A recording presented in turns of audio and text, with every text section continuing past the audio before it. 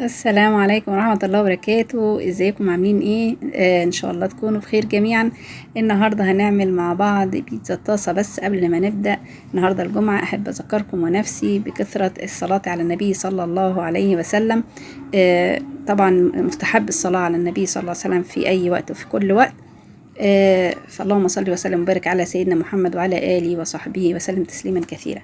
هنعمل النهاردة مع بعض بيتزا الطاسة. هنعرف هنعملها ازاي، ايه مكوناتها، ايه طريقة تسويتها، ايه حشوتها، ايه عجينتها وصلصتها. كل ده هنعرفه مع بعض ان شاء الله في الفيديو. بس زي ما تعودنا نسمي بسم الله الرحمن الرحيم. مبدئيا هجيب طاسة ما بيلزقش فيها الطعام، دهنتها بشوية زيت. الطاسة الحجم اللي تحبوه يعني، البيتزا عايزينها صغيرة كبيرة شوية زي ما تحبوا، او متوسطة زي ما تحبوا. انا جبت الطاسه دهنتها وفردت العجينه طبعا مختمره معايا وواخده كل مراحل الخمر بتاعتها. كل ده انا ما شغلتش لسه البوتاجاز.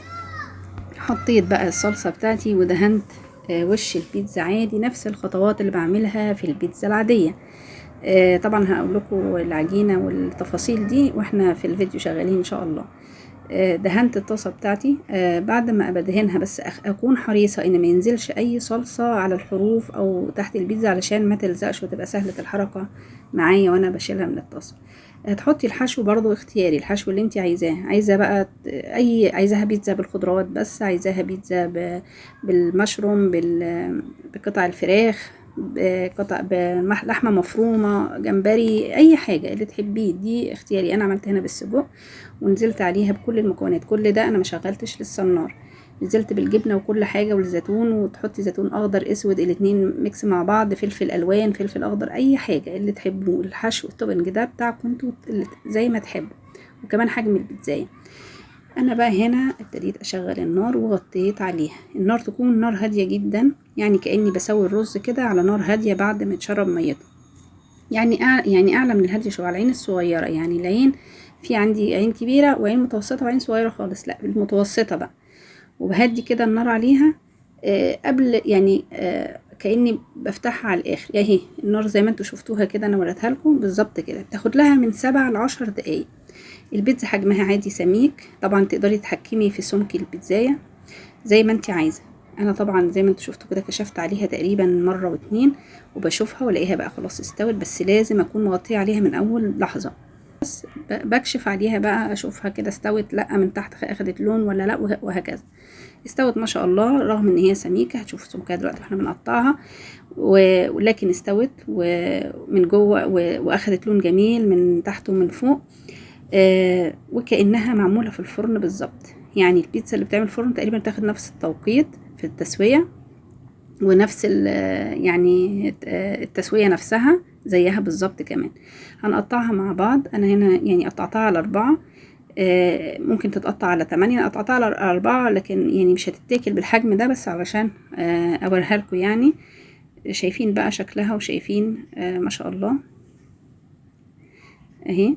الجبنة كمان سايحة والبيتزا مستوية، وشايفين السمك بتاعها. يعني هي سميكة طبعا. السمك ده انتوا اللي بتتحكموا فيه ازاي بقى. شايفين من تحت كمان لونها عامل ازاي ما شاء الله. يعني واخدة التسوية بتاعتها تمام من فوق ومن تحت. هي سخنة جدا طبعا، انا اكاد اكون بمسكها بالعافية. بوريكم كمان الجبنة ما شاء الله، هي بتمط معانا وسايحة وكل حاجة تمام، وكل حاجة مستوية وجميلة جدا. كنت بقول لكم ان سمك البيتزا عايزينه سميك، عايزينه رفيع. ده بتتحكموا فيه من اول تقطيع العجينه. يعني انا زي لما بقطعها كده اكورها او بقرص العجين زي ما بيقولوا. ممكن اخليها صغيره او كبيره. بتحكم هنا من البدايه، بتحكم في حجم البيتزا، وكمان بتحكم فيه من حجم الصينيه نفسها. هعملها بقى في صينيه واسعه او كبيره. بتحكم هنا برضو في السمك بتاع البيتزا. شايفين؟ بوريكم قطعه تانية اهي ما شاء الله جميلة، وطعمها كأنها معمولة في الفرن كمان. وانا يعني حاسة انه ممكن يبقى برضو سهلة. يعني كمان بالذات اللي ما عندهوش فرن او مش بيعرف يظبط الفرن على البيتزا او اي حاجة، حساها سريعة. طبعا هنا انا قطعتها نصين اهو، قطعتها كده يعتبر القطعة اللي هتبقى لو على 8 ده هيبقى حجمها يعني. طبعا بيرجع لحجم الطاسة كمان. جميلة جدا ما شاء الله.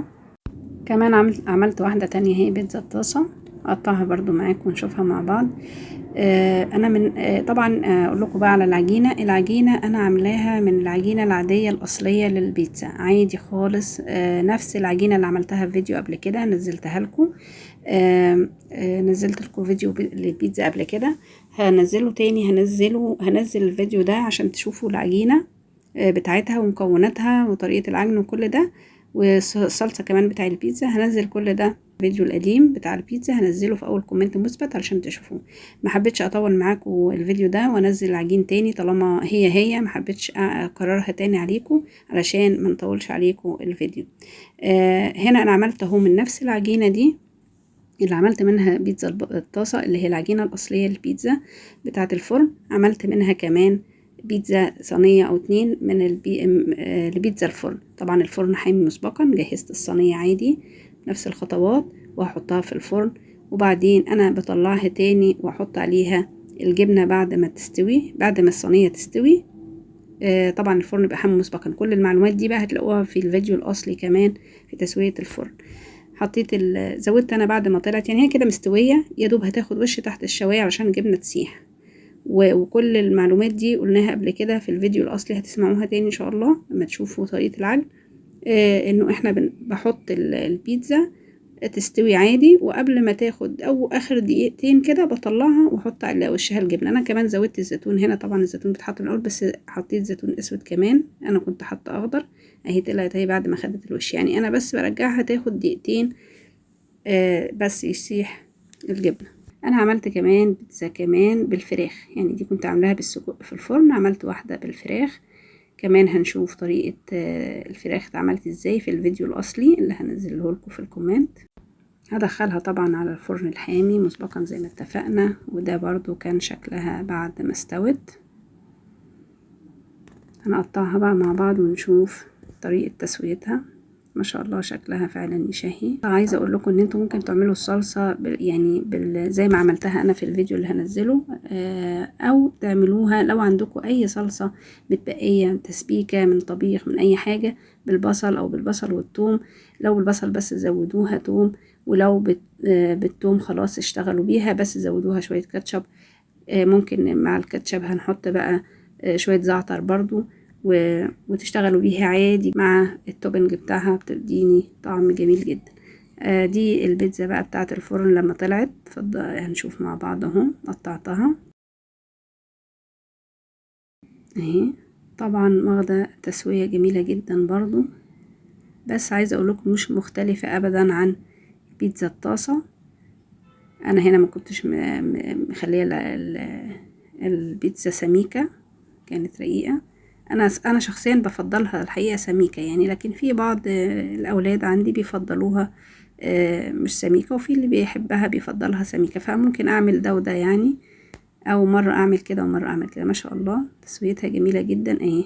يعني هل يعني انتوا شايفين؟ عايزه اشوف راي حضراتكم، او تكتبوا لي في الكومنتات هل انتوا شايفين في فرق؟ الاتنين حاسه زي بعض، بيتزا الطاسه وبيتزا الفرن، يعني مش حاسه باختلاف خالص.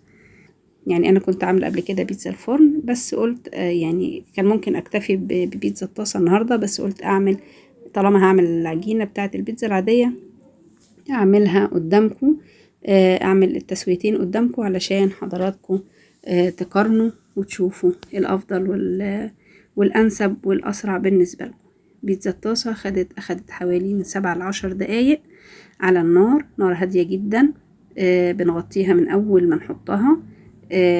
طبعا ما بحطهاش على النار غير بعد ما افردها، ويعني ما بشغلش النار غير لما افردها واحط كل التوبنج بتاعها عادي خالص. بتعامل معاها كاني هحطها في الفرن، وبحطها بس ما يكونش الطاسه بيلزق فيها الطعام، واحطها على نار هاديه واغطيها.